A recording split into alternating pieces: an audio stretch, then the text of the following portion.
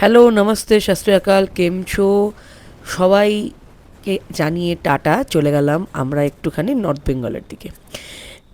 ঠিক শিয়ালদা স্টেশনে পৌঁছে আমরা চলে গেলাম খাওয়া দাওয়ার মুডে। একটুখানি ভাবলাম কেএফসিতে খাওয়া দাওয়া করে নেওয়া যাক, কিন্তু ট্রেনের টাইমটা কাছাকাছি ছিল, তাই সঙ্গে সঙ্গে আমরা পার্সেল নিয়ে ট্রেনে উঠে গেলাম। ট্রেন চলে এসছে, এবার আস্তে আস্তে ট্রেনে ওঠার পালা। হেলতে দুলতে মজায় অনেক ভালোভাবে আমরা উঠে গেলাম ট্রেনে। ট্রেনে যখনই ছাড়লো তখনই আমরা ভাবলাম যে একটু তাড়াতাড়ি খেয়ে দিয়ে ঘুমিয়ে যাওয়া যাক।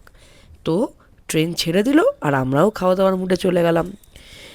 হ্যাঁ, বার্গার নিয়েছিলাম, অনেক কিছু নিয়েছিলাম, একটা রাইস বোল, বাকেট, সবই নিয়েছিলাম। দিয়ে খাওয়া দাওয়া করে সকালবেলা ঘুম থেকে উঠলাম এক কাপ কফি দিয়ে।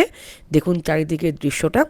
হ্যাঁ, বর্ষার সময় কিন্তু এই পাহাড়ের দৃশ্যটা একটা আলাদা রকমেরই থাকে।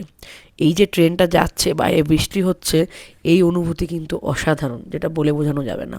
কোথায় যাচ্ছি, কিভাবে যাচ্ছি, দেখাচ্ছি পরবর্তী ব্লগে।